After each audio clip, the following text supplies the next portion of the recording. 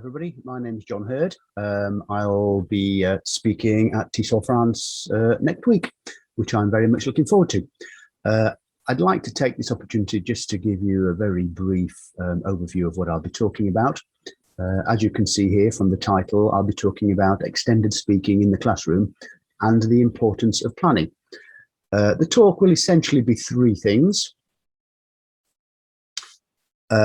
We'll start off by thinking about the idea of extended speaking in the classroom. What is it? Why do it? And we'll look at some sort of ELT classroom activities that we do or can do to facilitate this. We'll then move on to perhaps the main part of the talk and think about the idea of pre-task planning what to say before we actually do say it.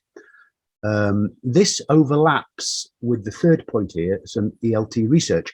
And I have done my own ELT research into the effects of pre-task planning before we speak.